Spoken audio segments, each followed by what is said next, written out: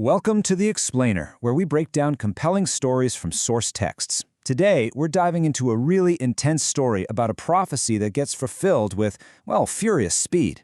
It all comes from the ancient text of 2 Kings chapter 9. So how does that even happen? How can something that was said decades ago suddenly explode into reality in just a few hours? That's the question at the very heart of this story. We're about to see a political conspiracy and a violent confrontation that was literally decades in the making. All right, so to really get this, we have to set the stage. Our story doesn't start in some peaceful, quiet kingdom. No, it kicks off when the kingdom is already weakened, distracted, and vulnerable from war.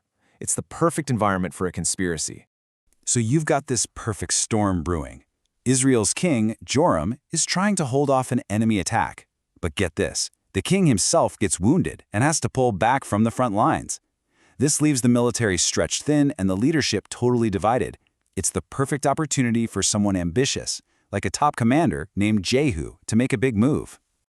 Jehu's first move here is just brilliant and absolutely ruthless. He knows that information is everything, so he locks the city down tight. His order is crystal clear: let no one get out of the city to warn the king. He gets it. For this to work, judgment can't just arrive. It has to be a complete and total surprise. Now, what's so crucial to understand here is the time scale we're working with. A divine judgment, spoken by the prophet Elijah against the king's father, Ahab, has basically been sitting on a shelf, dormant, for decades. And now, all of a sudden, in a single afternoon, that old prophecy is about to erupt into violent reality. Okay, so now the camera pans over to a watchtower in the city of Jezreel. And the first sign that something is wrong isn't an army or a banner. It's just a little cloud of dust way off on the horizon. You know, sometimes you can see trouble coming long before you actually understand what it is. And for King Joram, who's laid up recovering from his wounds, it all starts with a simple report from his watchman. I see a company. The king, completely oblivious to the danger barreling towards him, sends a messenger out on horseback. And the question he tells him to ask is simple, direct, and just so tragically ironic. Jehu's answer is just a brutal shutdown. He basically says, "Peace? What have you got to do with peace? Just get in line behind me." He won't even talk about it. It's a clear signal. There can be no peace while the sins of the past are still hanging in the air. And back on the watchtower, the tension just skyrockets. The watchman reports that the messenger made it to the group, but he isn't returning. He's just gone, swallowed up by this advancing force. And all that's left is this ominous, unexplained silence. So what does Joram do? Incredibly, still not getting the full picture, he does the only thing he can think of. He sends out a second rider with the exact same question. And the answer that comes back, it's identical. Word for word, the same thing. And that repetition is just chilling. It makes it perfectly clear this is not a negotiation. This is a freight train coming down the tracks, and it is not stopping. Finally, the watchman has this moment of dreadful realization. He recognizes the approaching party not by a face, but by a style, by its sheer energy. He says the driving is like Jehu, because he drives furiously. The name itself is the alarm bell. Everyone knows that Jehu doesn't do diplomatic visits. So Joram finally decides he has to go out himself and see what's going on. And the place where he finally meets this furious driver, oh, this is no accident of geography.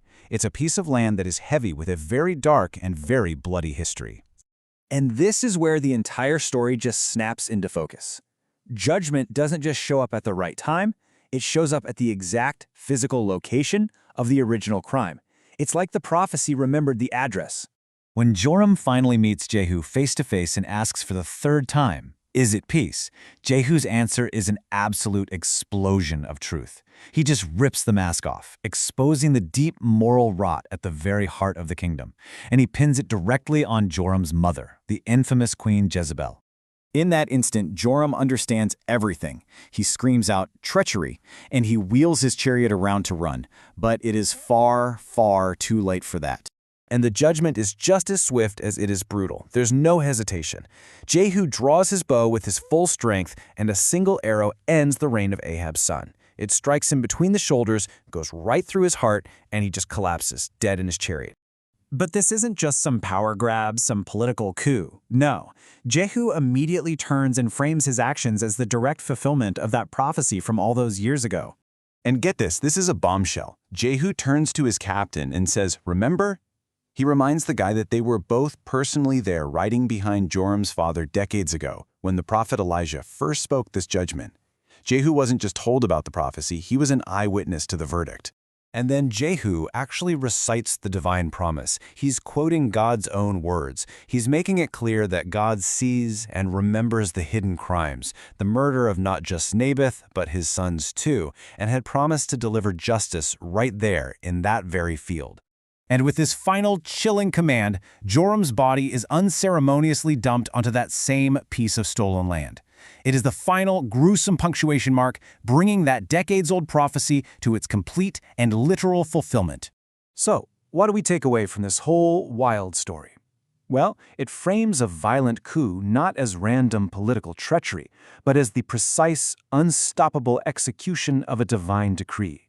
A decree where sin has very real consequences, and where justice can find the exact location of the crime no matter how much time has passed. So in the end, that furious ride of Jehu wasn't just a coup, it was an answer. It was the story's answer to the question of what happens when justice is delayed for decades, but is never, ever forgotten.